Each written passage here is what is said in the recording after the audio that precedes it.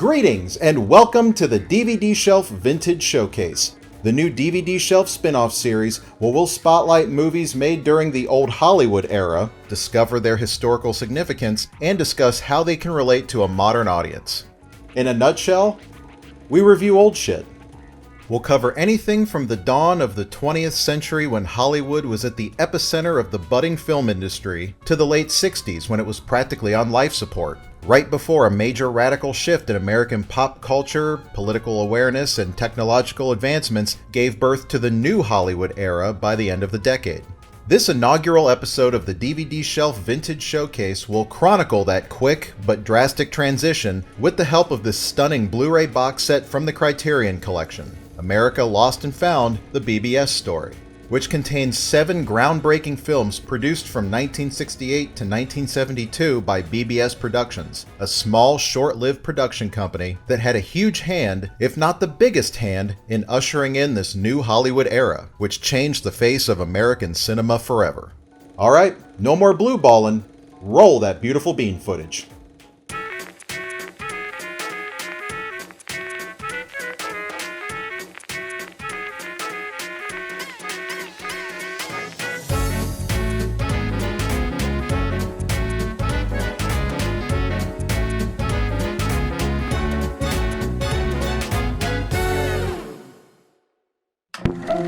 Let's all go to the lobby to get ourselves a treat. This is Hollywood, the most famous and most glamorous place in the world. It's a place of dreams, hopes, and riches, and its streets are filled with the studios, homes, and landmarks that are monuments to its greatness. Let's go Hollywood backstage and see this unique and fascinating place called Hollywood. Change was coming, and it was needed. The American film industry was in crisis, as the original gatekeepers of the old Hollywood studio system were either out of touch or dying off completely. As studios got more corporatized, the bigwigs may have been powerful business moguls, but wouldn't know a good movie if it slapped them in the face. They'd throw endless cash at any major production to make it work, and sometimes it did, but as movie theater attendance had plummeted to record lows by the early 70s, these studios were just hemorrhaging money and growing more desperate with each passing year. Under this antiquated system, actors and crew members were contractually not allowed to work for more than one studio at a time, but a big marquee name alone no longer guaranteed a movie's success, as audiences just stayed home and watched TV instead. By now, the baby boomer generation was the young adult demographic, dictating what was popular and what wasn't. And what definitely wasn't were bloated, family-oriented productions shot in closed-up, stuffy Hollywood soundstages. Mainstream American cinema was dying a slow, expensive death. Change was coming, and it was needed. And that change came, not slowly or quietly, but in a swift and bloody hail of gunfire.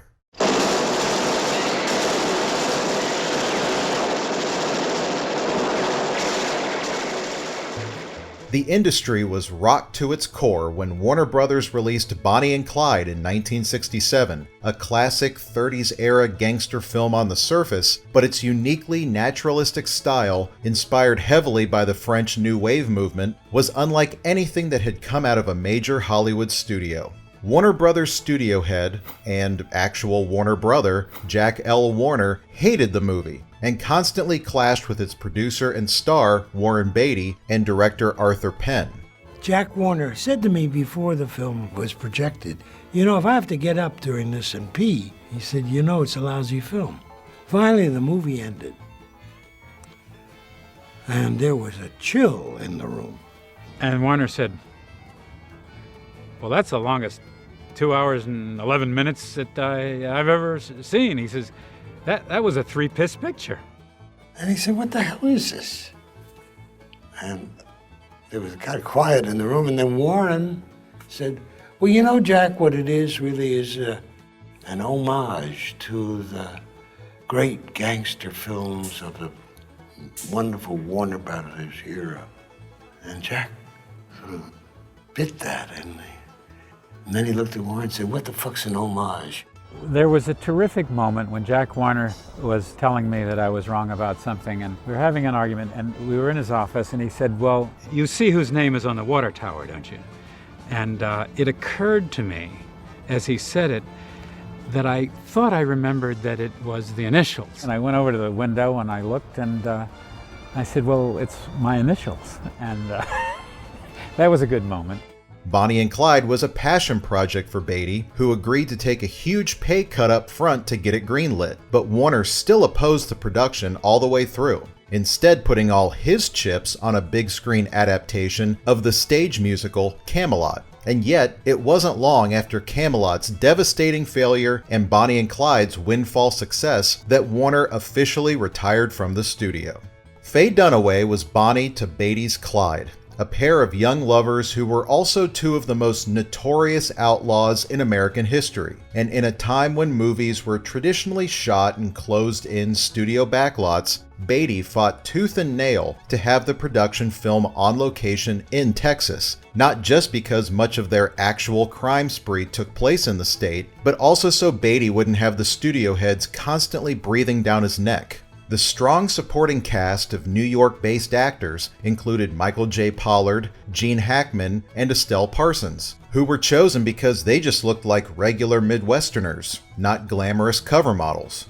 The film's frank depictions of sex, violence, and the moral ambiguity of its protagonists made it hugely controversial, leaving the nervous studio to question its wide commercial appeal, but it went on to become one of the year's highest-grossing films while garnering multiple Oscar nominations and wins. The film's shocking finale, which is still surprisingly brutal even by today's standards, leaves our main characters a dead, bloody mess. Imagery that was painfully evocative of the JFK assassination, the escalating Vietnam conflict, and a growing political unrest in the United States. Traditionally, movies were always about fantasy and escapism, but the younger audience clearly wanted a little more realism and relatability in their escapism.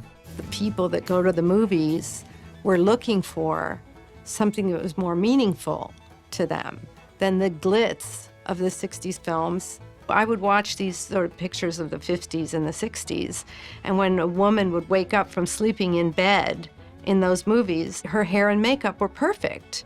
It was hard to believe those stories. That started to change, again, with these revolutions that happened in the 60s. People wanted something that they recognized, that was part of them, that it wasn't the distance from your life that was the appealing thing.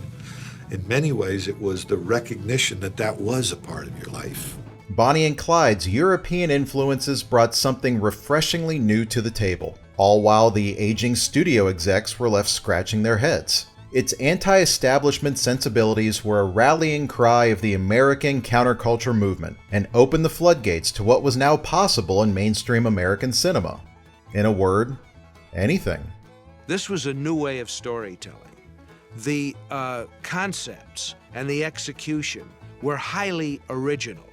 Now, they may have had their roots in American filmmaking of another period, but it was not disguised so much as transformed.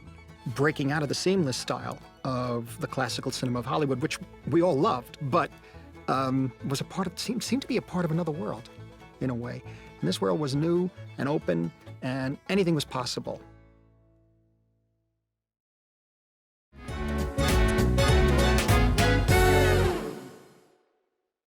Just like with practically any major cultural movement during the 60s, the dawn of the new Hollywood era can be traced right back to Beatlemania. By 1964, the Beatles were sweeping the globe, as was their groundbreaking film, A Hard Day's Night, and TV producer and aspiring filmmaker Bob Rafelson was hell-bent on making his own Hard Day's Night. Steve Blauner was the vice president in charge of new projects at Screen Gems, the TV division of Columbia Pictures, and in 1965, Rafelson pitched to him his idea for a Hard Day's Night style sitcom. Blauner was interested, but told Rafelson to put it on the back burner. Meanwhile, Rafelson made friends with Blauner's childhood friend, producer Bert Schneider, the son of Columbia Pictures president Abraham Schneider, and the two eventually started their own production company, Raybert Productions. When we started the company, and that was a series of long conversations that went on for days and days and days about what Bert and I wanted to accomplish. It sounds pretty self-serving at the moment, but I think one of the mottos, so to speak, for these conversations was, look, America does have talent. It seems to lack the talent to recognize the talent. But between the two of us, I think we can do that.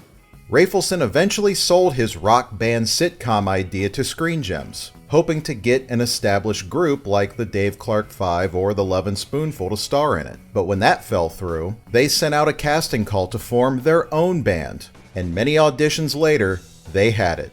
Singer and stage actor Davy Jones, former child star and singer Mickey Dolenz, folk musician Peter Tork, and guitarist and songwriter Michael Nesmith. Together, they were the Monkees, the stars of a quirky, cartoonish NBC sitcom that began in 1966 and quickly became a cultural phenomenon with chart-topping albums, sold-out concert tours, and plenty of merchandise. But when word started to spread that they didn't write their own songs or perform their own music in the studio, there was a huge public backlash against their prefabricated image, causing friction within the band.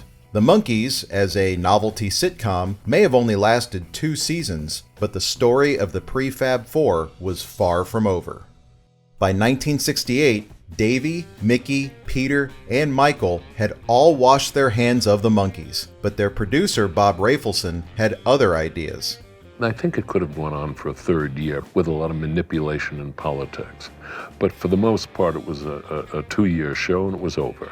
So the audience wasn't there for it. And I think most importantly, the Monkees didn't want to do the show anymore.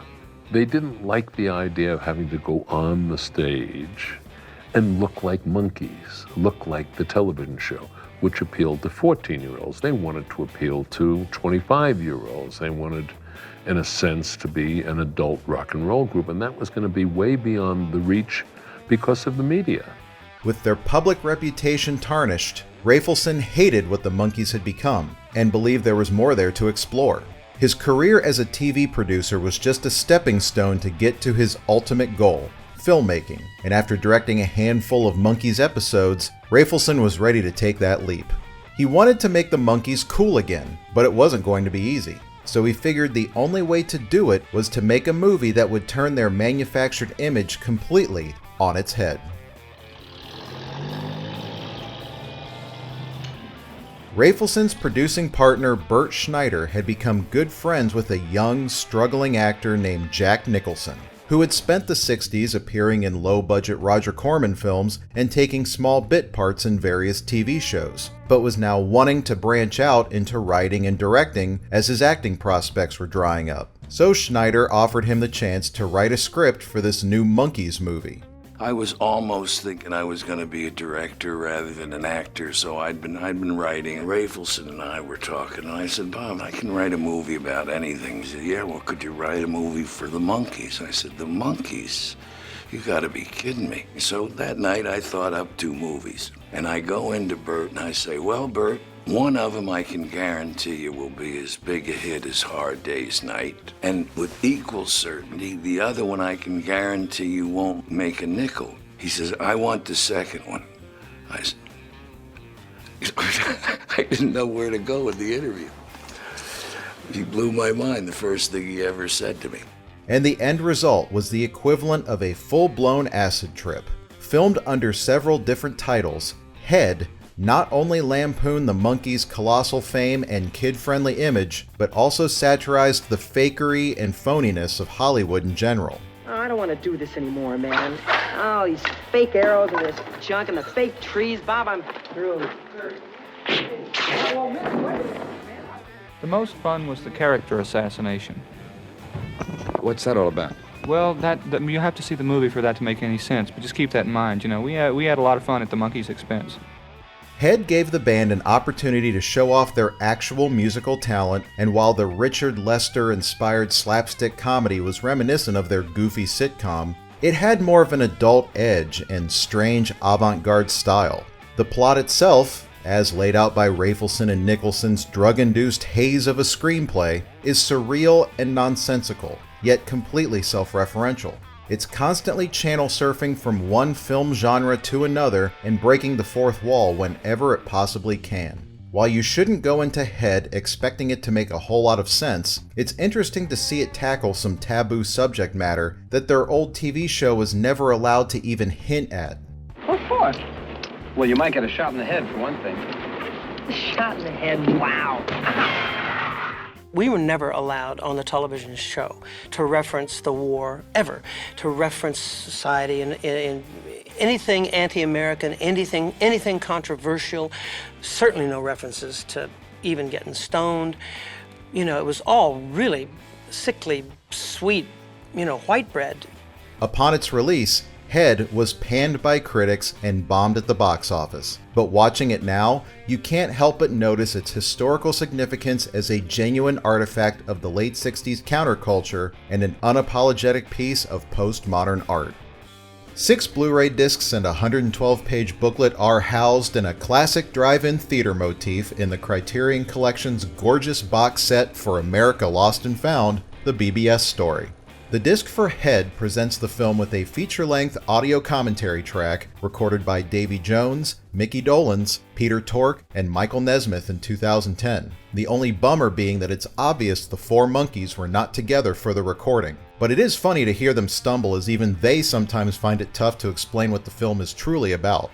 Also included on the disc are 2 fantastic documentaries. From the Monkees to Head is a 28-minute interview with director Bob Rafelson from 2010 that details the rise and fall of the Monkees sitcom and the making of their psychedelic feature film. And BBS, A Time for Change, is the first of several featurettes spread throughout the entire set that focus on BBS Productions, its backstory, and the cultural importance of their films. Additional bonus features include original screen tests for the Monkees TV series, a 1968 segment from the High Lit show featuring the band, and an extensive gallery of original promotional material including trailers, TV and radio spots, and a slideshow of production stills.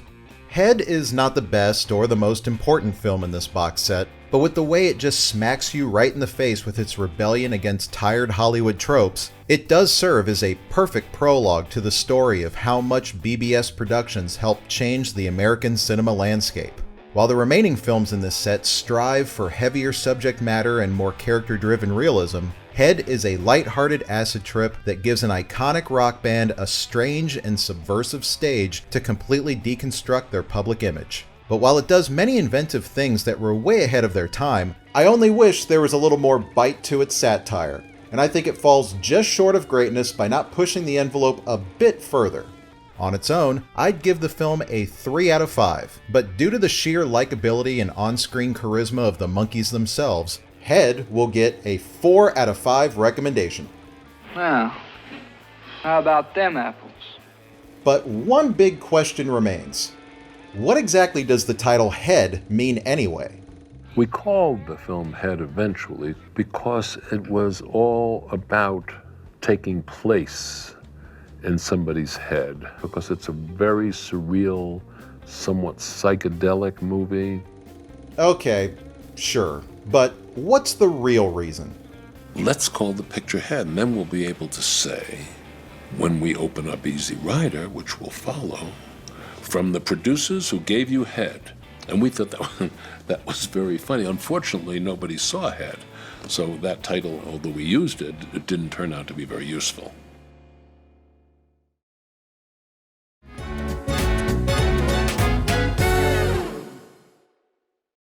During the 50s and 60s, producer and director Roger Corman made a name for himself as the king of B-movies. Be it sci-fi, horror, westerns, action, or teen dramas, he made them fast and he made them cheap, but he knew what the kids wanted, so he never lost a dime.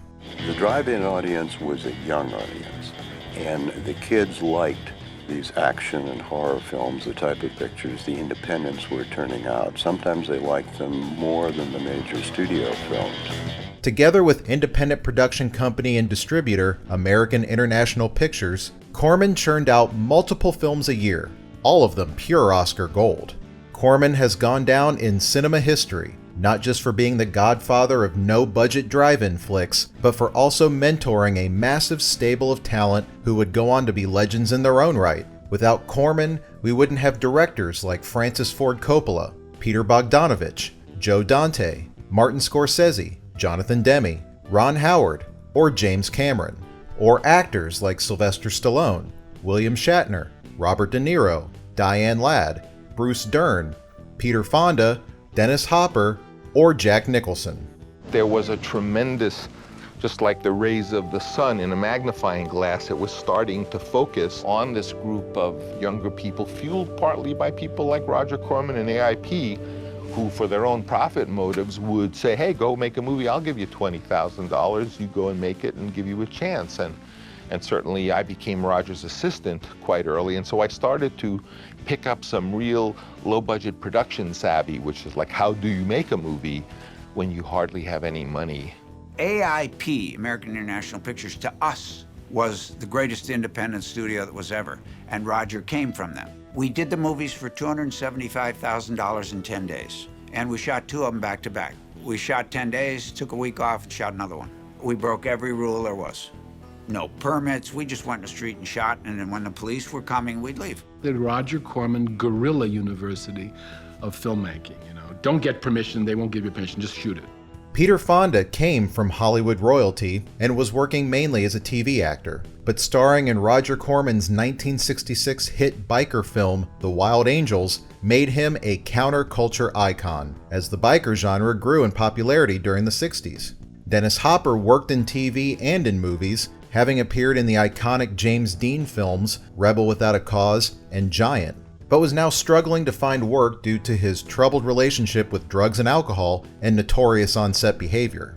Under the wing of director Roger Corman, Fonda and Hopper starred with Bruce Dern in the 1967 drug film The Trip, from a screenplay written by Jack Nicholson.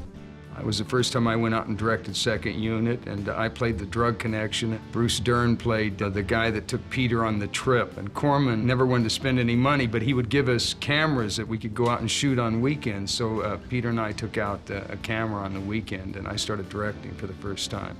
He wasn't a brilliant director. What he did do, he was brilliant in recognizing talent in other people. So he gave people like me and Hopper, Marty Scorsese, he gave a whole bunch of really tough. Peter Bogdanovich was working on Wild Angels, Second Unit camera. It's great. I was totally convinced that they were all talented, and I was positive they would all be successful.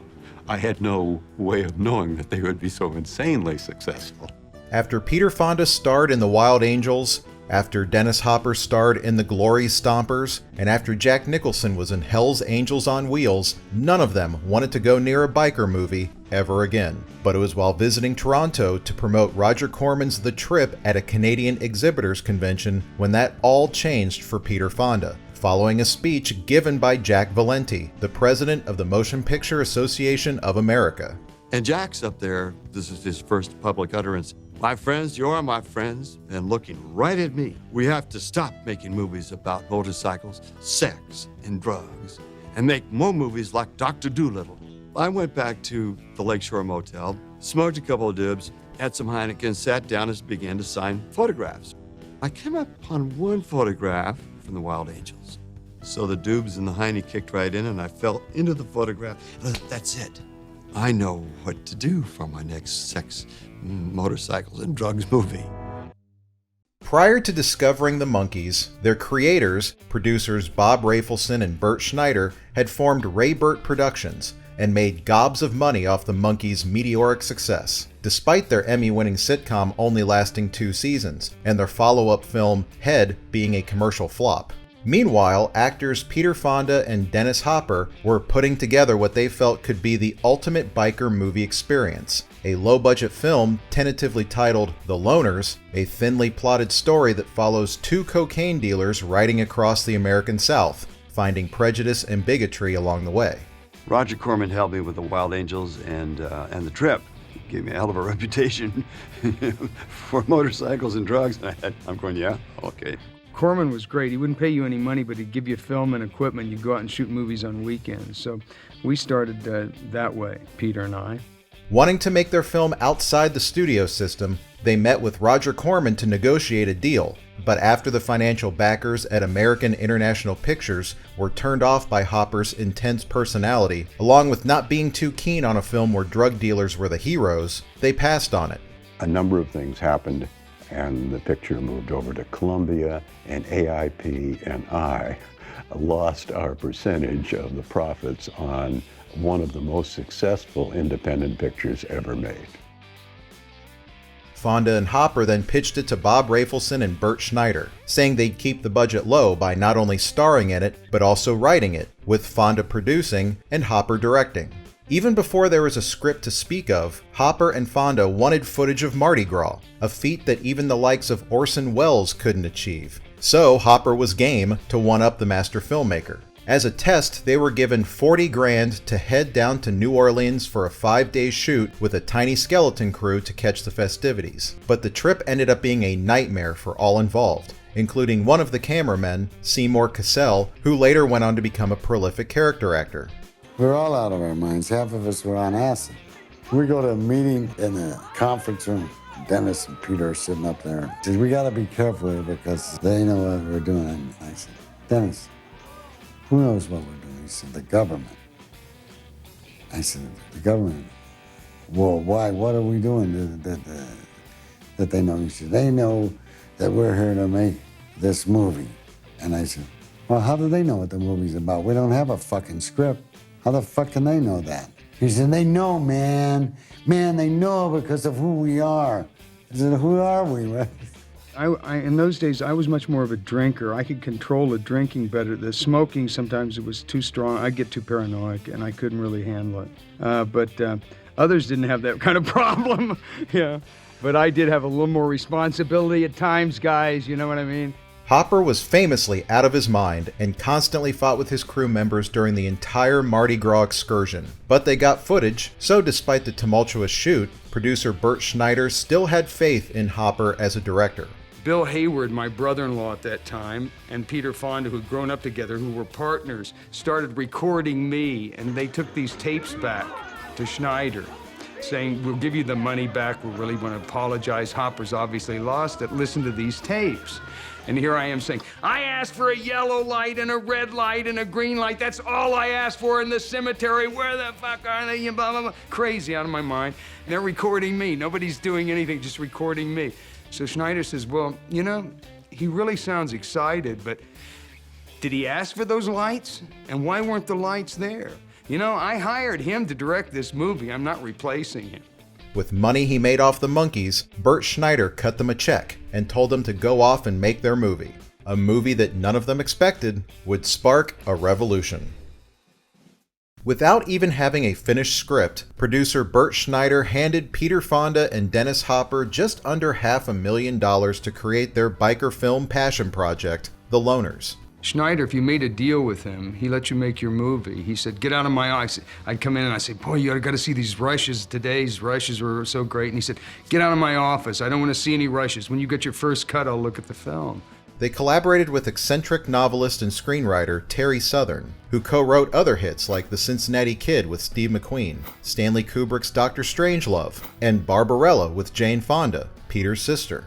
Southern changed the title from The Loners to Easy Rider, where Fonda and Hopper play Wyatt and Billy, two drug-dealing hippies who've just scored a huge payday and used the money to trek across the country, along the way meeting colorful characters and confronting the hateful underbelly of small-town America. Easy Rider has a pretty legendary reputation, and rightfully so. It's also one of those movies that when you watch it for the first time nowadays, it's easy to dismiss as boring, tedious, or overrated, but to appreciate its importance is to know what came before it. To filmgoers in the late 60s, Easy Rider was unlike anything they had seen before. Sure, it's lightly plotted and slowly paced, but unlike the artifice of the big Hollywood movies of the time, Easy Rider was grounded in a real-world aesthetic brought to life with stunning landscape photography by Hungarian cinematographer Laszlo Kovacs, and a classic soundtrack brimming with contemporary hits from the likes of Steppenwolf, The Byrds, and Jimi Hendrix. It was less about the story and more about the experience. Instead of being escapism, it held a mirror up to America, showing us our beauty as well as our ugliness, and struck a nerve with the public upon its release in the dog days of summer in 1969. Its distributor, Columbia Pictures, was unsure about it at first, but the film was a huge hit at the Cannes Film Festival and went on to receive 2 Oscar nominations. Bert went to Columbia. I remember when they showed it to the suits, as they're called today. I went to dinner with the head of Screen Gems, Jerry Himes, and he's sitting there with his, if he had smiled, he'd have cracked his lips, he'd have been bleeding. I said, don't you understand what you have here? The worst you've got is a bike movie that you paid $500,000 for up front, which will gross $6 to $10 million. But if it crosses over, which I think it might, I don't know how high up it is. And they looked at me like I was insane. They were going to put it in drive-ins in the summer, just throw it out. But once it went to Cannes, Columbia was forced to put it out. And I remember they couldn't even get theaters, so they four-walled the Beekman, which was on the east side in Manhattan. And from the opening day, there were lines around the block. People who had never been to the east side in their lives, people with no shoes, with sandals. They had to take the stalls, the doors to the stalls in the men's room off, because they're in there smoking dope, whatever. They'd never seen anything like it. And the rest was history.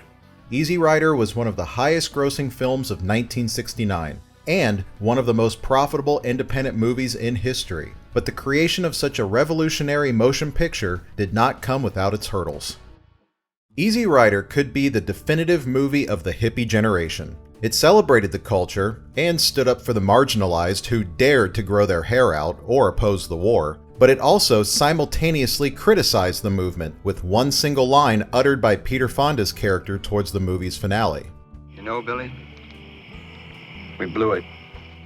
That statement has rippled through history and has since been interpreted in many different ways, whether it's Fonda's character lamenting how their criminal actions have fed back into the system they were supposed to be fighting against, or the film as a whole, bemoaning the sustainability of hippie culture, or simply Fonda himself, depressed that the movie was going to end up being a disaster. The production took a huge toll on Fonda and Dennis Hopper's friendship, as Hopper's obsessive direction bordered on pure on-set lunacy, exacerbated by his substance abuse. Despite being a huge collaborative effort due to the extremely limited budget, Hopper took credit for practically everything, which caused a rift between him and Fonda for decades. So in his mind, he wrote it all by himself. He forgets the input that came from others. That's the way he is. This is it. I made that fucking movie. Okay, period. Yeah. After spending over 20 weeks editing the film, producer Bert Schneider forced Hopper on a paid vacation as other crew members scurried to cut it down from a massive 4-hour runtime and finally release it. But in spite of the on-set drama and infighting, Easy Rider was a stunning achievement that, along with films like Bonnie and Clyde and The Graduate, marked a huge shift in American filmmaking by utilizing innovative techniques we take for granted nowadays. It fully embraced certain European flourishes that used to be considered technical errors, like including improvised lines and outtakes to give it a more casual feel. But I notice you're not moving. Cinematographer Laszlo Kovacs deliberately captured lens flares, which were traditionally looked down upon as amateurish flaws. Today's movies do that stuff all the time, but it was Easy Rider and similar films of this era that felt more like real life by deliberately being rough around the edges, presenting us with messy characters, and giving us endings that weren't always happy ones. Easy Rider wasn't striving for perfection, but it found it anyway. The public, though, I think, went for the picture because they felt we were up to something real. But beyond, yeah, we're really smoking dope.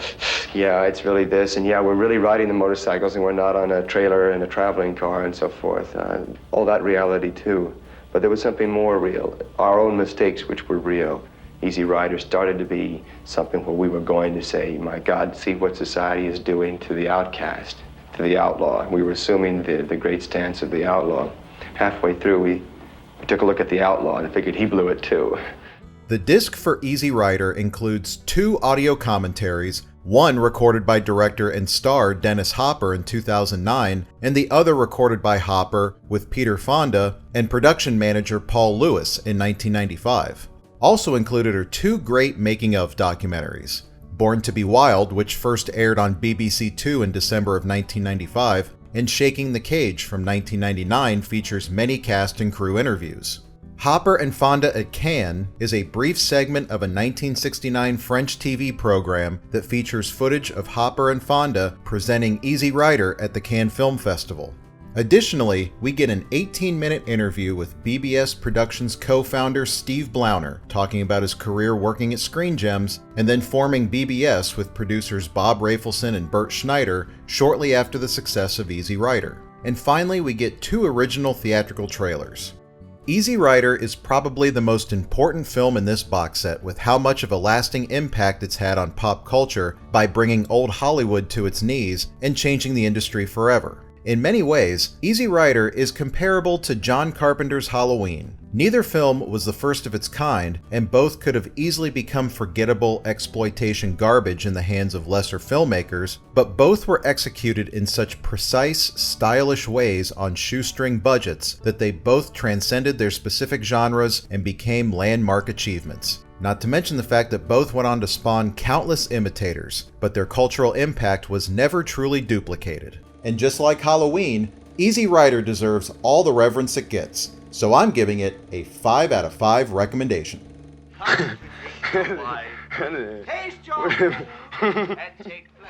The dinosaurs had held onto the industry so tightly for so long that, very honestly, it was time for new blood to get in there and be able to go on and make some films.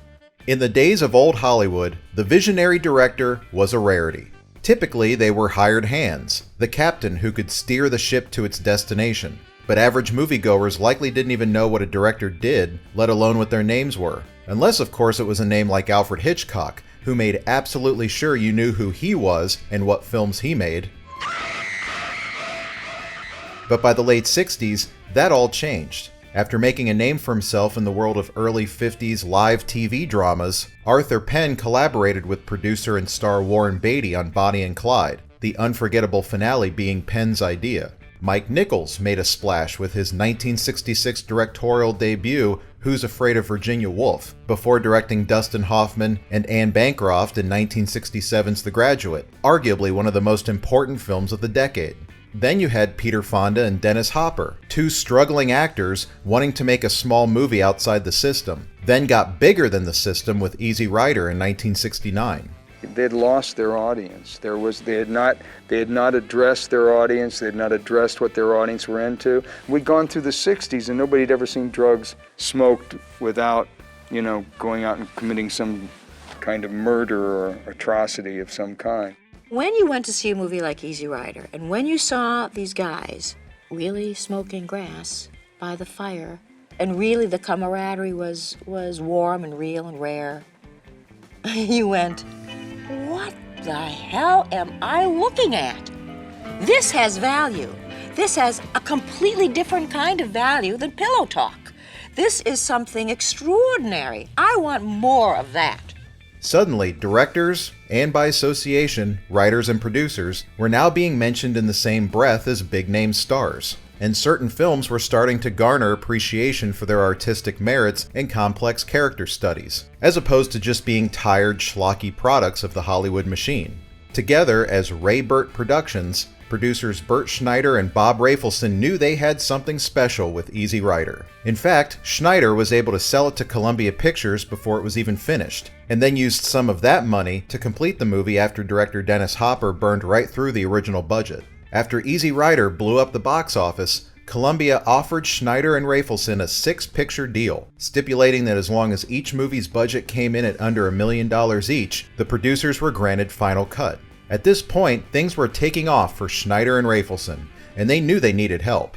By now, Steve Blauner, the Screen Gems vice president who helped them make the Monkees TV show, was bored with his current position, so Schneider and Rafelson brought him aboard. The addition of Blauner meant that Ray Burt Productions needed a new name, so Bert, Bob, and Steve formed a new company, BBS Productions. After striking a deal to deliver 6 low-budget films for Columbia Pictures, the newly formed BBS Productions went to work and naturally used Easy Rider as a template for success. One of the B's of BBS, director Bob Rafelson was looking to make a second feature, but remained cautious considering his directorial debut, Head, was not your conventional movie and failed commercially. Not sure he'd ever have the opportunity to make another feature, Rafelson crammed as many different film genres as he could into Head, but he wanted his next movie to be more mature, personal, and even somewhat autobiographical. He had written some rough screenplays inspired by his own upbringing in a family of writers and musicians, and handed them off to actress and screenwriter Carol Eastman, who polished them up under the pen name Adrienne Joyce. Back when Rafelson was first developing Head, a young actor named Jack Nicholson was brought in by Rafelson's producing partner Bert Schneider to help write the script. At the time, Nicholson was a frustrated actor and aspiring writer-director, who was living in the basement of character actor Harry Dean Stanton, which is where Nicholson and Rafelson routinely dropped acid as they wrote the screenplay for Head. Not even kidding. Nicholson then went on to steal the show in Easy Rider, earning himself an Oscar nomination, which reignited his acting spark as he went on to star in director Bob Rafelson's next film and the first official production under the BBS banner, 5 Easy Pieces. New Jersey native Jack Nicholson first moved out to Hollywood in the mid-50s, and it was while attending an acting class that he met B-movie filmmaker Roger Corman, who cast him in films like The Crybaby Killer, The Terror, and Little Shop of Horrors, which legend has it was filmed in just 2 days. When not starring in low-budget schlock, Nicholson appeared in TV shows like Hawaiian Eye, Dr. Kildare, and The Andy Griffith Show, but was not satisfied with the direction his acting career was going, so he tried his hand at screenwriting with Roger Corman's The Trip in 1967, starring Peter Fonda and Dennis Hopper, and co-writing Bob Rafelson's psychedelic directorial debut, Head. When Fonda and Hopper then went off to make Easy Rider, actor Rip Torn was set to play George Hansen, an alcoholic ACLU lawyer that Hopper and Fonda's characters meet while behind bars. But after Torn backed out, Nicholson took his spot, and when he shows up about halfway through Easy Rider, his presence gives the film a huge adrenaline boost. It's undeniable that Jack is the best part of Easy Rider. For the first time, it was a role he could really sink his teeth into, and he plays it to comedic and tragic perfection. Easy Rider certainly marked a turning point in Jack's career, but it was starring in Bob Rafelson's 1970 drama, 5 Easy Pieces, that truly paved the way for Jack Nicholson to become one of the most respected American actors, well, ever. Jack Nicholson plays Bobby Dupuy, an oil rig operator living a simple down-home life in the deserts of Bakersfield, California, with his waitress girlfriend Rayette, played by Karen Black. But Bobby is also a master classical piano player who comes from an elite, musically gifted family. After receiving word that his estranged father is dying, Bobby and Rayette drive up the coast to Bobby's family home in Washington State, where his upper-class upbringing and current blue-collar world awkwardly collide. 5 Easy Pieces brilliantly plays like 2 different films rolled into one. Not in a scattershot meta fashion like director Bob Rafelson's previous movie Head, but a way in which there is a clear divide between Bobby's 2 existences. Jack Nicholson perfectly plays a complex character who's as likable as he is frustrating. He's not a hero, nor a villain, but you can empathize with him in one scene, then be totally disgusted by him in the next. He's a lost soul who can't settle down and is always on the hunt for something new and exciting. These days, he'd probably be called bipolar, narcissistic, or misanthropic. While Nicholson leads the film effortlessly, he's got a stellar supporting cast in Karen Black, who had previously appeared in Easy Rider, Lois Smith as Bobby's equally gifted sister Partita, and Susan Anspach, who's engaged to Bobby's brother but forms a connection with him as he begins to reacclimate himself to his old life. A year after being nominated for his supporting role in Easy Rider, Nicholson nabbed a Best Lead Actor Oscar nomination as the film also got nominated for Best Original Screenplay, Best Picture, and Best Actress for Karen Black. Bob Rafelson's directing is a far cry from the abstract silliness he brought to the screen in Head. He knows exactly when to let the actors just do their thing, or when to push them when a scene calls for it. Aside from the performances, the rich naturalistic photography by Easy Rider cinematographer Laszlo Kovacs and the detail-oriented production design by Rafelson's then-wife, Toby Carr Rafelson, are 2 of the film's strongest assets as they drive its visual storytelling. When I got up there, the house was empty, and I started furnishing it. I got to create an entire family's life through the furnishing of this house. You want to tell a story through those things, but you don't want to put too much emphasis on them or make them too obvious. I even got pictures of Jack and Lois Smith and so on when they were kids and used them in their rooms. I put things in the drawers of their bureaus in their rooms that probably nobody would ever see, just to kind of support the characters and their histories. Bobby Dupee very much embodies a restlessness felt by the boomer generation as they were settling down to start their own families. And much like Easy Rider, 5 Easy Pieces was able to capture a specific moment in history, once again showing us a dark side to the American dream. The Blu-ray disc for 5 Easy Pieces includes an audio commentary track featuring director Bob Rafelson and his ex-wife, the film's production designer Toby Rafelson, along with 2 documentaries. Soul Searching in 5 Easy Pieces from 2009 features an interview with director Bob Rafelson, and BBS Story, An American Film Renaissance, is an essential beginner's guide to the films of BBS Productions, as it features plenty of interviews with various actors and filmmakers from the BBS era and covers the making of each film included in this box set. Additionally, we get a 28-minute audio-only segment from a 1976 discussion with director Bob Rafelson at the American Film Institute, along with 2 teasers for 5 Easy Pieces and its original theatrical trailer. 5 Easy Pieces is a morose but engaging character study of a tortured soul doomed to walk the earth forever, constantly looking for something he may never find, making him destructive to himself and to the people around him, as he aimlessly drifts through life, driven more by impulse and temperament rather than responsibility and stability. 5 Easy Pieces is a very tragic and very American story told with quiet but powerful European-inspired nuances. It continues the dark thematic undertones of Easy Rider as it sets the stage for the BBS-produced films to come, and is another essential watch that truly deserves a 5 out of 5 Easy Pieces. Some range. No, I didn't think he was a bad man, and I didn't think he was a good man. I felt he was a man that had many qualities. That's a good character. That's a good reason to make a movie.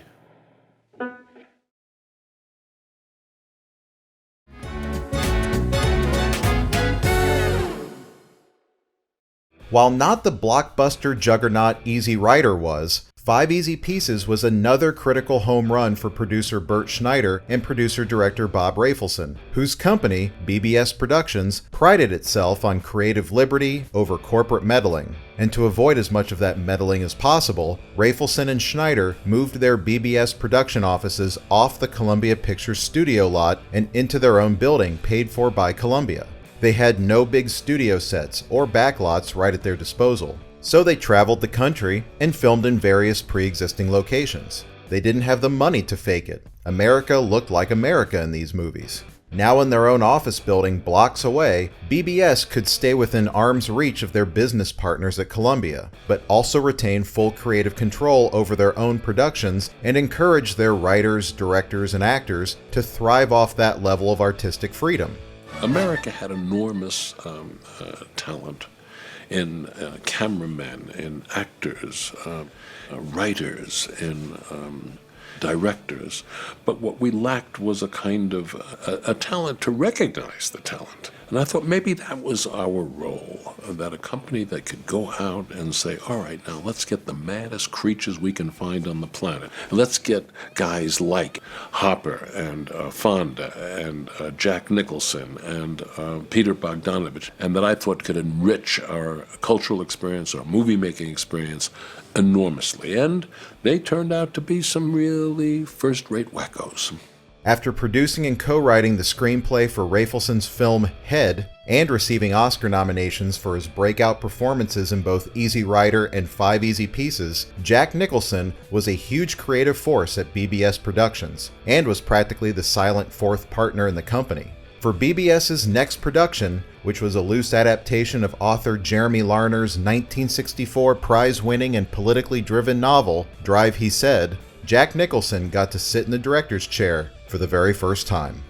Bert and Bob said, if you want to direct something, we can get it going. What do you want to direct? And Jack didn't have anything in particular. He says, well, I like that book that the Rooster gave me a couple years ago. That's what he called me. It caught the zeitgeist of student protest and things that were going on campuses, as well as it had this whole background of college basketball. As I said to my friend, because I am always talking, John, I said, which was not his name, the darkness surrounds us, what can we against it? Or shall we, and why not? Buy a big goddamn car and drive, he said. For Christ's sake, look out where you're going.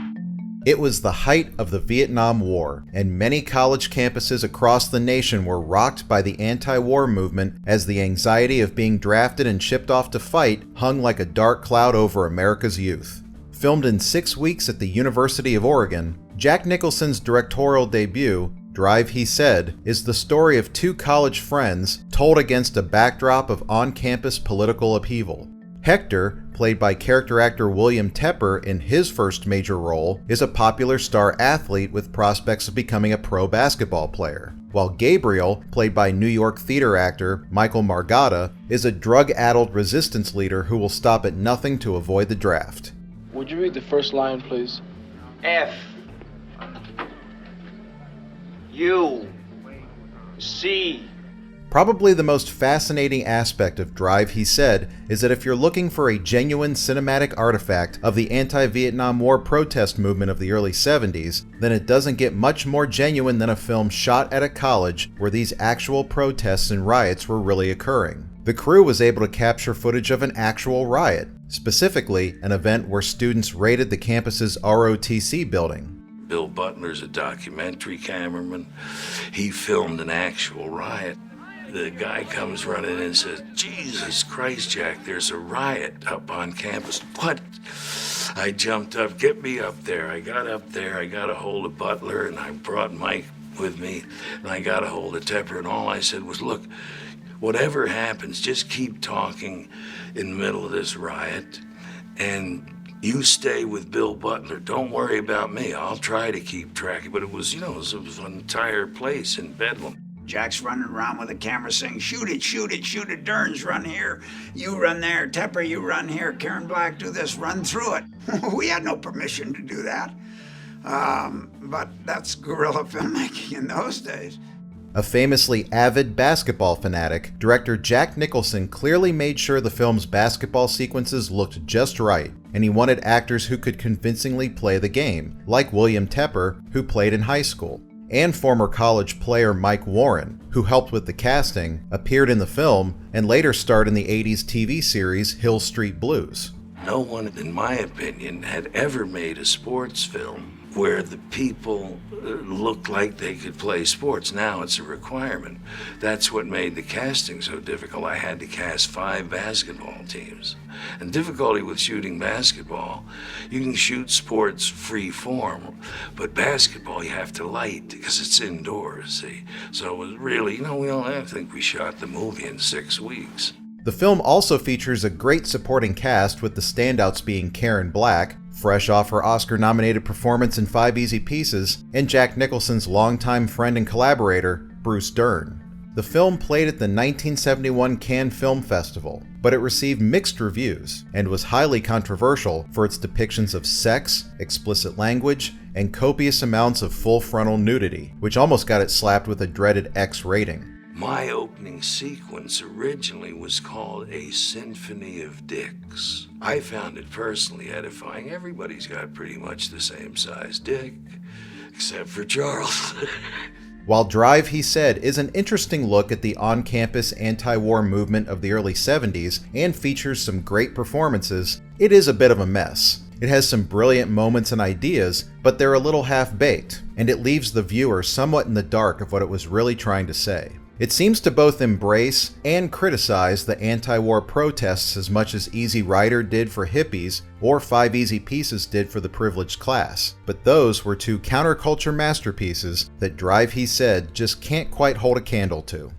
Jack Nicholson's Drive, He Said, was loosely based on a novel written by author, journalist, and former political speechwriter Jeremy Larner, who adapted his own book into the film's screenplay, with touch-ups done by Nicholson, along with uncredited additions made by future filmmaker Terrence Malick and screenwriter Robert Towne, who went on to write other Nicholson films including The Last Detail, Chinatown, and its sequel, The Two Jakes. In Drive, He Said, Nicholson gave acting roles to several of his behind-the-scenes buddies, including writer Robert Towne, producer Harry Gittes, and director Henry Jaglom.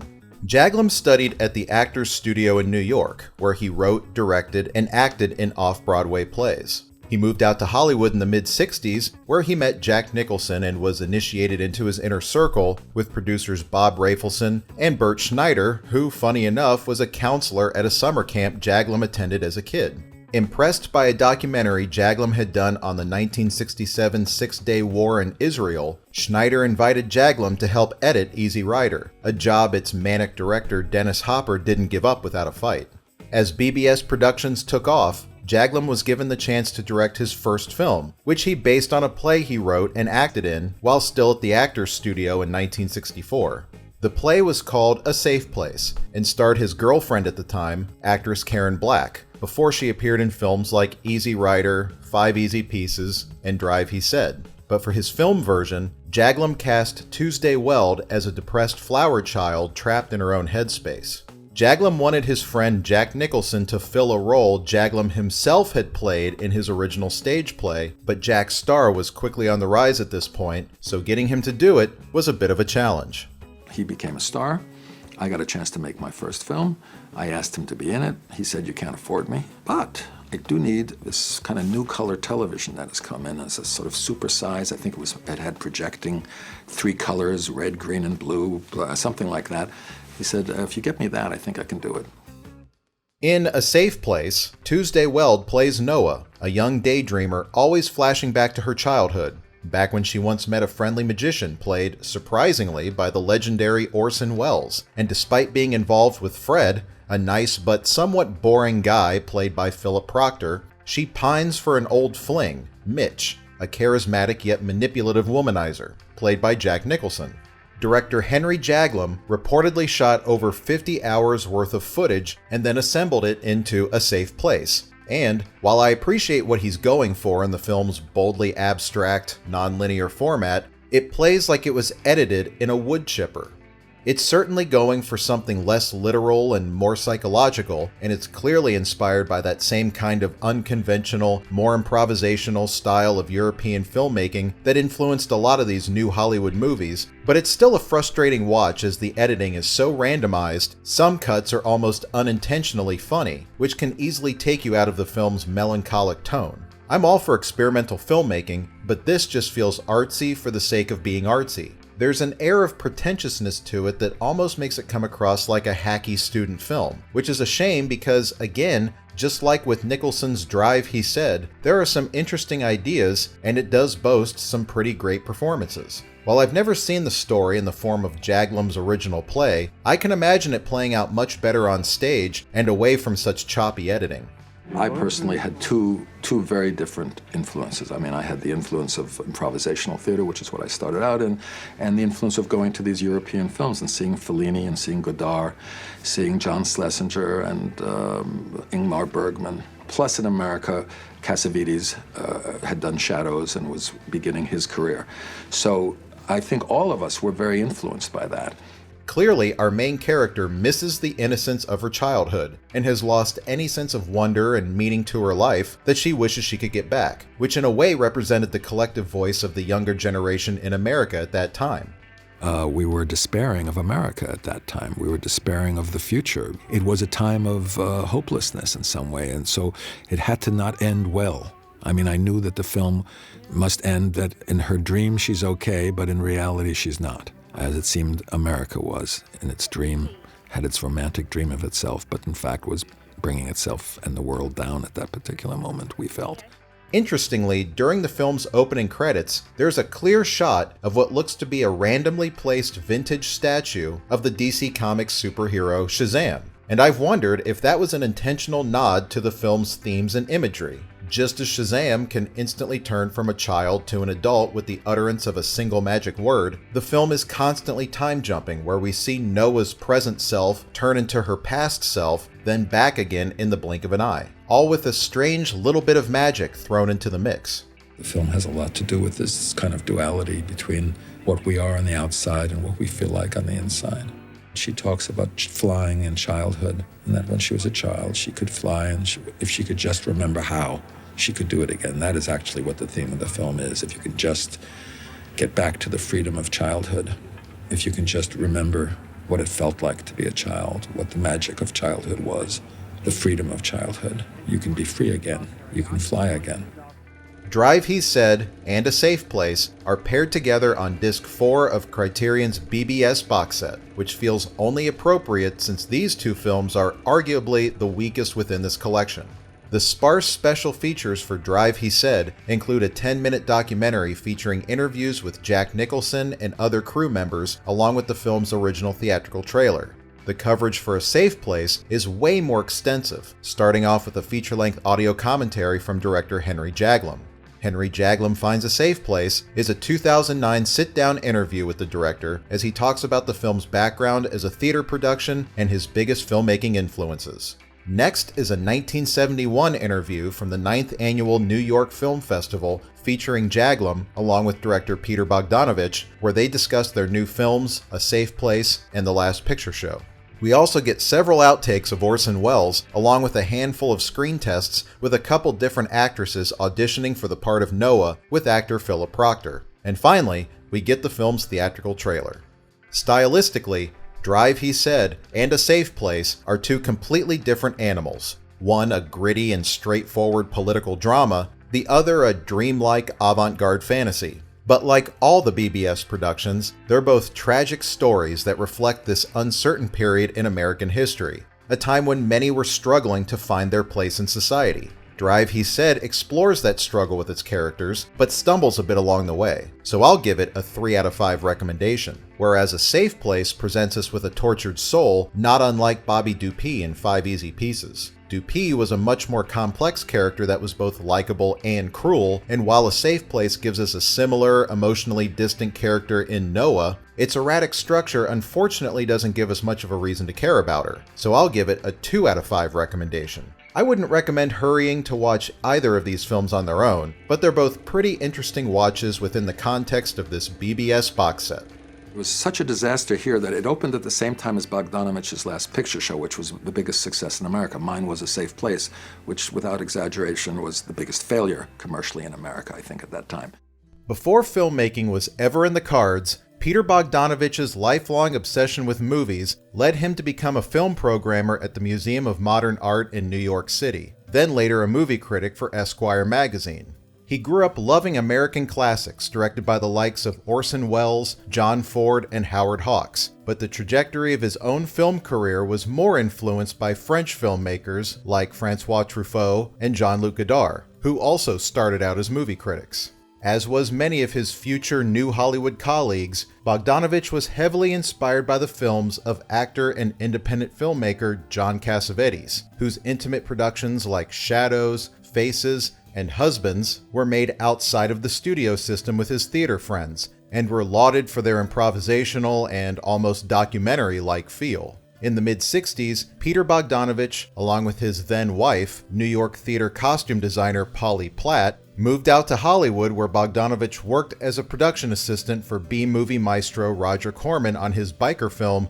The Wild Angels, starring Peter Fonda, Bruce Dern, and Nancy Sinatra. Roger offered me $125 a week to work as his assistant on the picture. And he said I could take Polly with me. His reputation was, complicated because I kept hearing that he was a millionaire, and I thought he was pretty eccentric, because he didn't live like a millionaire. But I had little interest in his movies, to be honest, because I was a big snob and I only liked Fritz Lang and Howard Hawks and John Ford. It was while working on The Wild Angels where both Bogdanovich and Platt got quite a hands-on education at the Roger Corman School of Low-Budget Filmmaking, as they both fulfilled multiple roles. her being the costume designer and Nancy Sinatra's stunt double, and him being a writer, assistant director, cinematographer, actor, and editor. I remember Roger said, "Your stuff doesn't cut." So what do you mean doesn't cut? Well, I just seen the cut, it doesn't work. Roger, there's no way it doesn't cut. Well, look at it, you'll see. So I looked at it, I said, well, it's not cut right. He's the one to cut it yourself. I said, well, I don't know how to use the editing machine. Oh, don't you know how to use the editing machine? Dennis can show you. Dennis, show Peter how to, he showed me how to use a moviola. It took him 15 minutes. Roger felt that I had helped him and contributed something to it. And he called me and he said, would you like to direct your own picture? And I said, yes. Bogdanovich jumped at the chance to direct a film for Corman, which ended up being the strange and frankly embarrassing 1968 sci-fi flick Voyage to the Planet of Prehistoric Women. This led to Bogdanovich and Platt being approached by Corman with another film proposal, this time taking advantage of a 2-day contractual film shoot with horror icon Boris Karloff. He came to us and said, I have another picture called The Terror, and I have 2 free days left over with Boris Karloff. So what I want you to do is look at The Terror, figure out a way to shoot 2 days with Boris Karloff, and make a different picture out of it so I can re-release it and make money. I started saying to Peter, why aren't those Boris Karloff pictures scary, frightening? I decided that what was modern horror was someone shooting at you for no reason. We juxtaposed this ancient movie star and this white bread American boy who, for no reason whatsoever, he starts shooting people. It was actually based on an idea that Harold Hayes, my editor at Esquire, suggested that there might be a movie in the story of Charles Whitman, a young man who'd gone to the top of the tower in Texas and wounded a bunch of people, killed a few, and then killed himself. The film was called Targets, and while not a big box office hit, it played a crucial role in Bogdanovich's career by catching the attention of producers Bob Rafelson and Bert Schneider. In 1966, author Larry McMurtry wrote a somewhat autobiographical account of his experiences growing up in Archer City, the tiniest speck of a town in northern Texas, not far from Wichita Falls. The book's title, The Last Picture Show, may have referred to a local movie house on the brink of shutting down, but it was about so much more. Actor Sal Mineo, who co-starred with Dennis Hopper in the James Dean classics Rebel Without a Cause and Giant, had read the book and aspired to star in a film adaptation, but was too old by that point to play the teenage lead. Yet he recommended the book to his friends, filmmaker Peter Bogdanovich and his wife, production designer Polly Platt. Meanwhile, over at BBS Productions, producer Bob Rafelson had seen Targets, the low-budget thriller Bogdanovich and Platt had made for their filmmaking mentor, Roger Corman. And while Rafelson wasn't crazy about the film itself, he took note of Bogdanovich's sharp eye for direction and arranged a meeting between them and Rafelson's producing partner, Bert Schneider, who wasn't crazy about Bogdanovich at first, thinking he was just a boring nerd. But Rafelson was looking for a more level-headed filmmaker to work with for a change, someone who wouldn't drive them completely nuts. Possibly still in his Corman mindset, Bogdanovich pitched to them an action thriller called The Looters, but they wanted a more personal, character-driven film out of Bogdanovich. They said to me, well, if you ever have a picture you want to make, we'd be interested in making a picture with you. So not too long after that, I called and said, there's a book I'd like to do called The Last Picture Show. You can get it in paperback. Larry McMurtry wrote it. Bert said, well, send it on over. I said, why don't you buy it? Arrogant, thinking, well, if he can't even buy the book, then he's not going to be interested in making it. So about a week later, he called me and said, well, it took me a while to find the goddamn book, but we got it, and we'd like to make it. Larry McMurtry's The Last Picture Show took this small, conservative Texas town and turned it on its head, while tapping into Bogdanovich's own passion for paying tribute to classic cinema.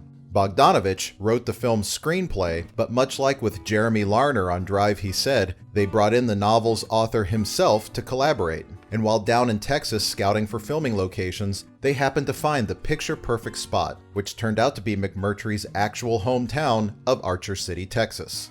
The town where we shot the film was in fact Larry McMurtry's hometown, and the town he wrote about. I'd never been to Texas, really. So we drove around for a couple of days, all over. Larry loves to drive. We drove all over Texas, ended up down near Corpus Christi. And we saw exactly one town that I thought was fair through all that time. Then we drove on up to Archer City. And as we drove into Archer City, I said, my God, this is perfect. And Larry said, well, it ought to be. This is the town I wrote about. And everything was there, of course, because it was the town he wrote about.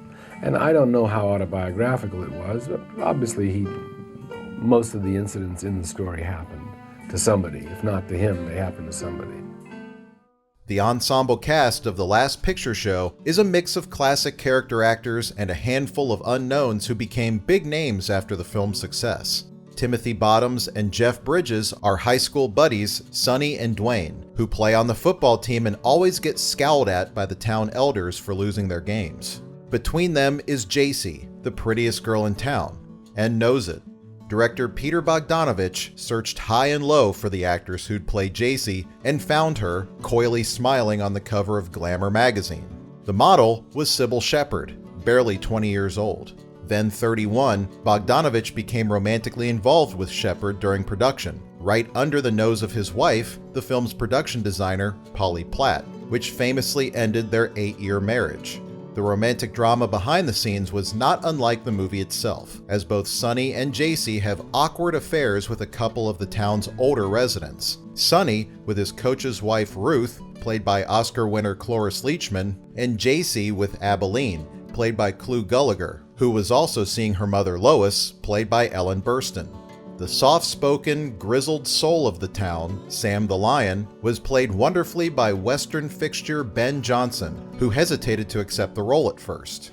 He came up with any goddamn reason not to do it. Finally, I said to him, Ben, you don't understand. You, in this role, are going to get an Academy Award. And he looked at me and he got really angry. He says, why the hell do you say that? I said, I don't know, you'll at least get a nomination, I'm telling you. I think you in this part is dynamite. He slammed the script shut and he said, all right, I'll do the damn thing. And that's how he agreed to do it. And he did win the Oscar, isn't that amazing? Rounding out the cast was Eileen Brennan as Genevieve, a tired diner waitress, Timothy Bottoms' younger brother Sam as Billy, the mute cleaning boy, Randy Quaid in his first role, and a brief appearance by the film's assistant production manager, Frank Marshall, who has since become a powerful Hollywood producer, frequent Spielberg collaborator, occasional director, and husband of producer and current Lucasfilm president, Kathleen Kennedy.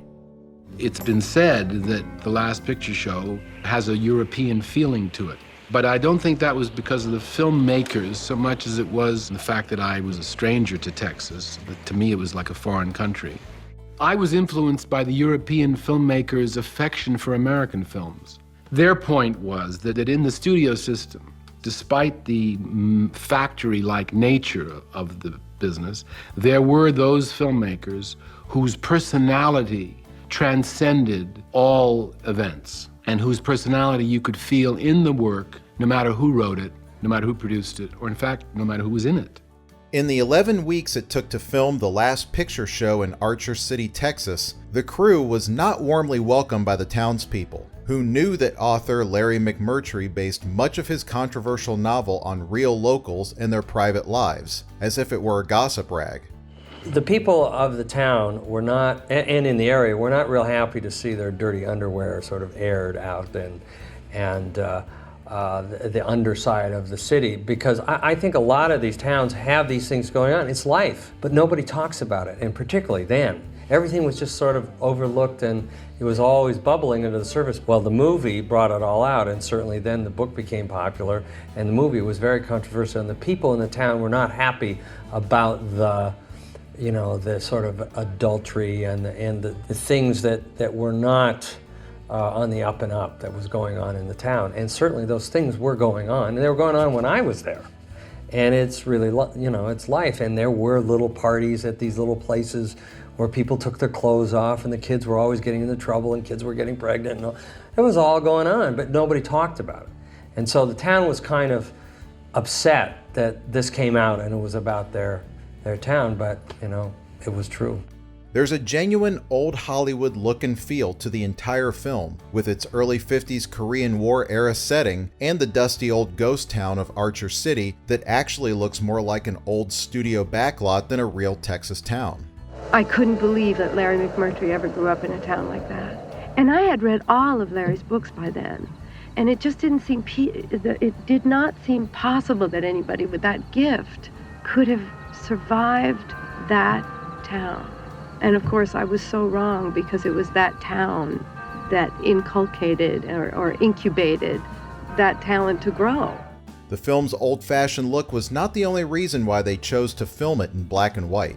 Director Peter Bogdanovich wanted many shots to have a large depth of field, so the background was just as in focus as the foreground, which wasn't an easy technique to pull off with color film back in those days. So his friend, iconic filmmaker Orson Welles, advised that they ditch the color altogether, which also gave the town this appropriately drab, somber atmosphere that fits the film to a T.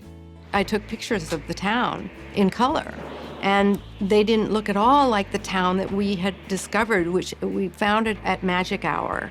And the wind was blowing, and there was dust, and it was dark and gloomy. The day I took the pictures, it was a beautiful, sunny day with blue sky. And I started saying to Peter, and the buildings were all red brick, and I started saying to Peter, blue and red, you know, maybe I could paint the whole town gray. You know, I had all these odd ideas of what to do. And Orson Welles, who was our friend, said, of course you'll make it in black and white. And Larry McMurtry, who wrote the book, said black and white is the only way to do it. And so we had all these brilliant people to whom we listened. Made in the early 70s to look like the early 50s, it's so true to that classic Hollywood look that the film's depictions of awkward teenage sex, casual nudity, and frank dialogue take you by surprise, which is all kind of the point. Like Bonnie and Clyde, it took a nostalgic time period and infused it with more modern sensibilities. When I see it now, I'm kind of surprised when I see it, because we were pretty candid about the sex. But I thought that was sort of it. I mean, if we were going to make that picture, that book, I didn't see how we could make it and go around the corner with the sex, because it was about teenage sex, which is fairly, you know, clumsy and awkward and funny, I thought. And because Bert Schneider and Bob Rafelson and Steve Blauner, that company, I was encouraged to go with the sex, to go with the stuff that a studio normally would have asked you to soft pedal. It is more of that moment in American film when sort of you could get away with things. Suddenly you could do things that maybe you couldn't have done 5 years earlier at all. The local movie house, and one of the town's last standing communal hangouts, is about to shutter its doors, just as the Dwayne character is about to be shipped off to fight in Korea. This tale of a dying Texas town paints a painfully bleak picture of not knowing what the future will bring, which certainly captured the zeitgeist of American life during the time in which The Last Picture Show was made. The film went on to be another critical and commercial hit for BBS Productions, receiving 8 total Oscar nominations, with wins for supporting actor Ben Johnson and supporting actress Cloris Leachman. Nearly 2 decades later, director Peter Bogdanovich and most of the original cast reunited in Archer City for the 1990 adaptation of Larry McMurtry's sequel book, Texasville, which was neither a critical nor commercial success. The Blu-ray for The Last Picture Show gives us a generous offering of special features, starting with 2 feature-length audio commentaries, one originally recorded in 1991 that features director Peter Bogdanovich, along with actors Sybil Shepherd, Randy Quaid, Cloris Leachman, and Frank Marshall, and the other from 2009 featuring a solo Bogdanovich. Both are informative commentaries, but naturally, there's a lot of overlapping information. The disc also comes with a few documentary featurettes. The Last Picture Show, A Look Back, is an hour-long making-of documentary from 1999 that features various interviews from the director and several of the actors. A discussion with filmmaker Peter Bogdanovich is a 2009 Q&A session with the director as he talks about his career and influences. Picture This is a stellar 40-minute interview piece directed by documentary filmmaker George Hickenlooper that features cast and crew members candidly reminiscing over the making of the original film while in Archer City on the set of the 1990 sequel, Texasville. Also included are about 2 minutes worth of screen tests featuring some of the film's local actors, 6.5 minutes worth of location scouting footage in Archer City, a 5-minute segment from a 1972 French TV program featuring filmmaker Francois Truffaut discussing the new Hollywood movement, and finally, 2 theatrical trailers. Visually speaking, The Last Picture Show is obviously a standout within the BBS Productions catalog due to its gorgeous black and white photography and period setting, but it still captures all of the same youthful angst and critiques on a dark, dying America you've come to expect from all these films. It may look like old Hollywood as it pays reverence to the classics, but it screams new Hollywood with its realistic adult themes and bleak outlook. The Last Picture Show is essential viewing that I'll give a 5 out of 5 recommendation. That was a good movie. Yeah, seen it here before once.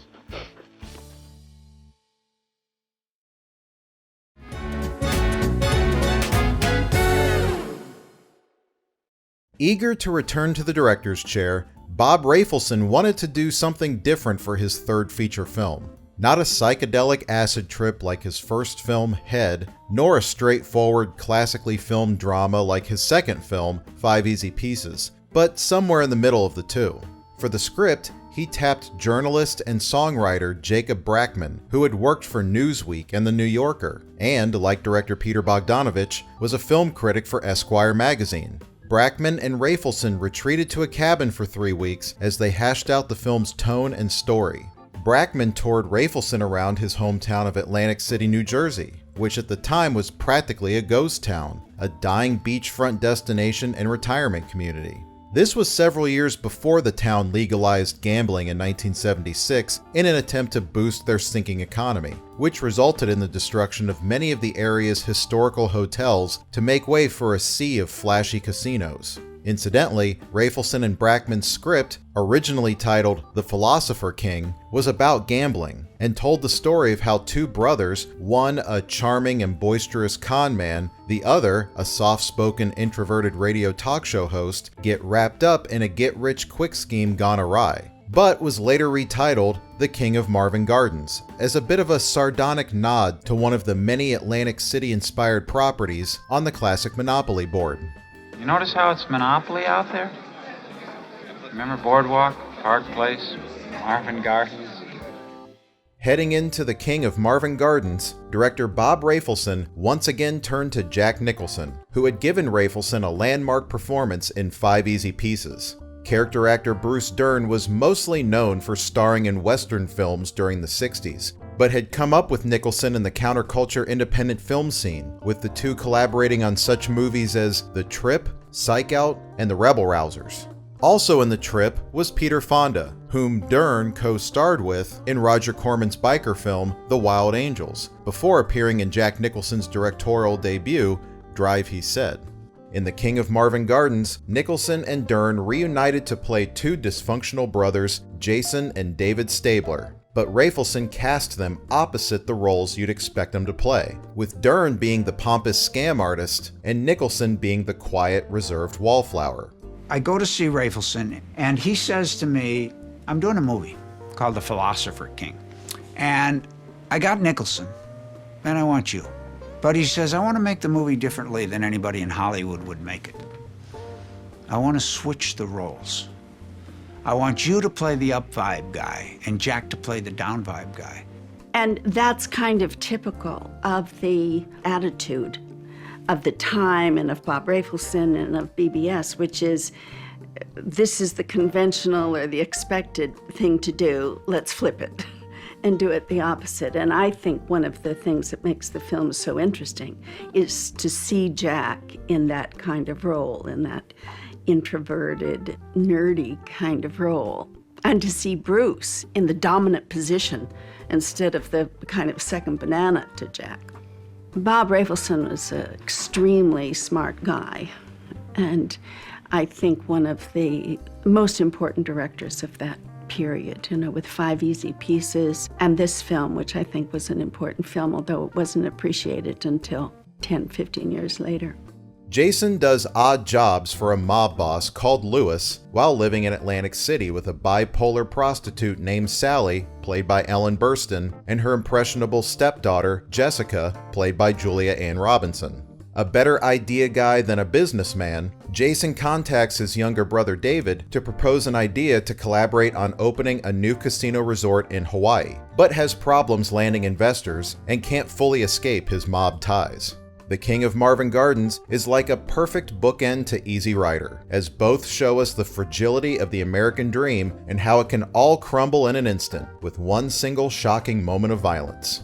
Dern and Nicholson wonderfully play off each other's contrasting personalities, and their strained relationship as brothers is completely convincing without the movie having to divulge many details about their backstories. We also get an appearance by the great Scatman Crothers as Lewis the mob boss, and it's interesting how this would end up being the first of 3 memorable films he starred in alongside Jack Nicholson.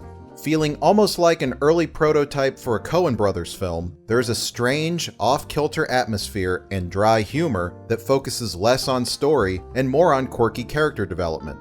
It also boasts no original musical score. In fact, most of the BBS productions had no musical score, and instead relied on classic or contemporary found music to help in the telling of these stories, which makes sense since these were the same guys who originally built their careers on such an iconic rock band.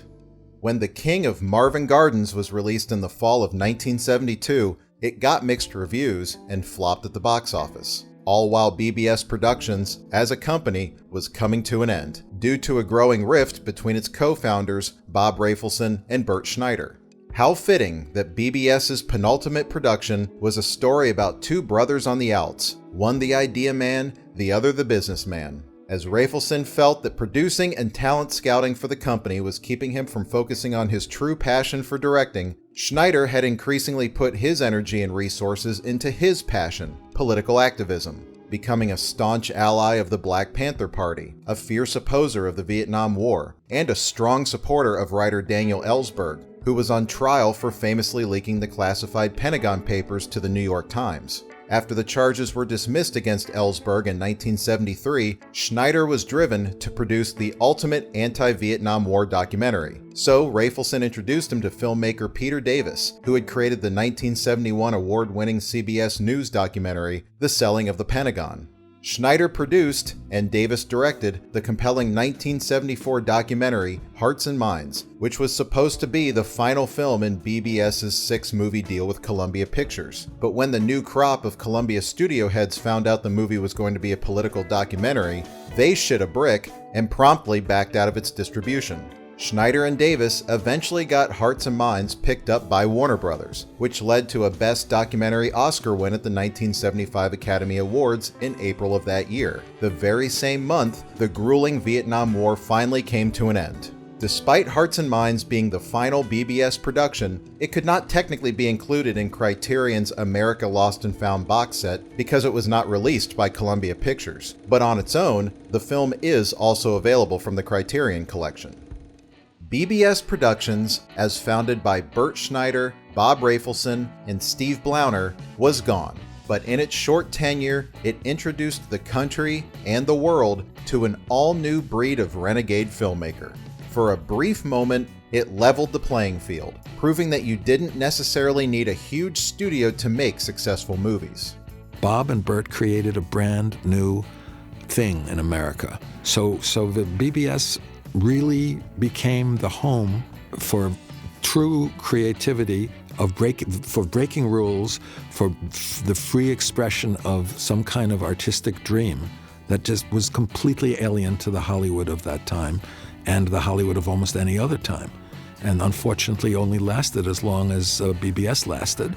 But on the other hand, it did lay the groundwork, I think, for Scorsese's and Coppola's and people like that to approach filmmaking with a new gusto and a new willingness to tackle a kind of authenticity and believability in film. BBS was forged with a fierce independent spirit, where creative and groundbreaking decisions were made because the budgets were just so small. And they did it because it made them happy, not because they were trying to change the cinema landscape, which they ended up doing anyway. You've got to remember also that these were These were hippies, dopers, party animals to the max. And that was another part of the whole BBS world. And of course, we're talking about a time when it seemed the natural kingdom for young creative people to live like that. But they did live like that. In a way, what's most interesting historically is that we look back on BBS and say, what a gem of a construction, what a wonderful idea they had, how altruistic they were, and what a model for independent film it was. It was just a bunch of guys scrambling by at the time, and a day came when they were either bored with it or frustrated with it or wanted to do something different.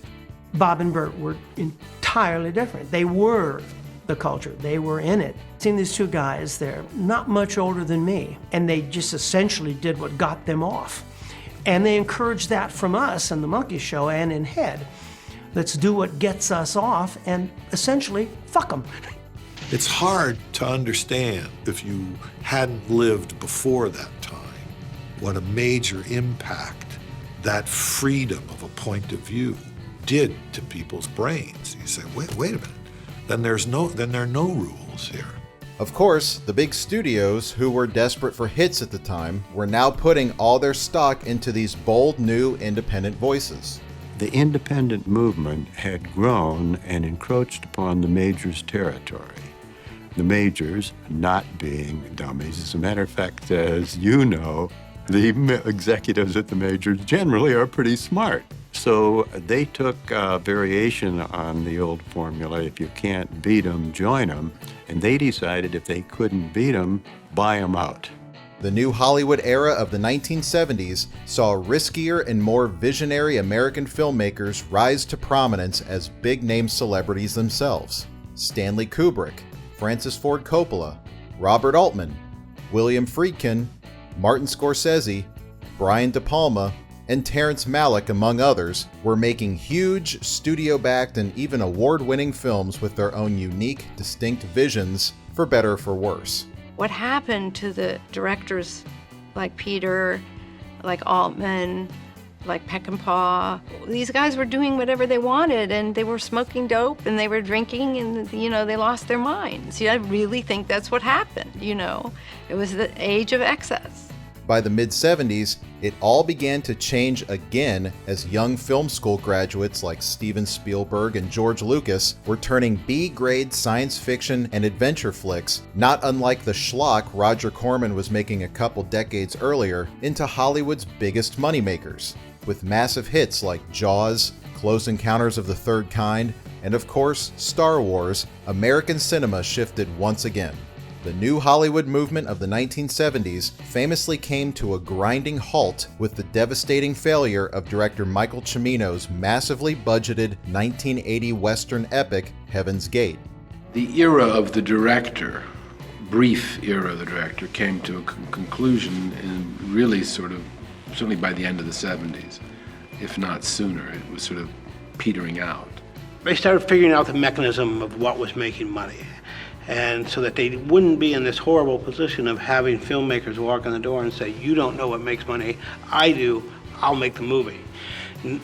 So finally, after about 10 years, they were able to say, yes, we do know what makes money, and you will make it for us. It's hard to say where we'll go from here. Nowadays, Hollywood may be more corporatized and franchise-happy than ever before, but we now have so many more outlets to choose from, giving unique new voices so many different ways to be heard. And if the story of BBS Productions has taught us anything, it's that the next big cinematic renaissance can happen when you least expect it.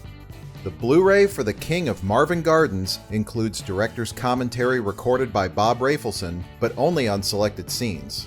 We also get 2 documentary featurettes. Reflections of a Philosopher King from 2009 features sit-down interviews with Rafelson and actress Ellen Burstyn, and Afterthoughts from 2002 talks with Rafelson, cinematographer Laszlo Kovacs, and actor Bruce Dern. Additionally, we also get a brief text write-up on the career of Bob Rafelson and the film's theatrical trailer. The King of Marvin Gardens may not be the box set's most compelling or historically important entry, but it is a unique and stylish conclusion to this series nonetheless. The story may be a tad lacking, but it does feature fantastic performances from all involved, which plays a crucial role in building the film's eccentric world.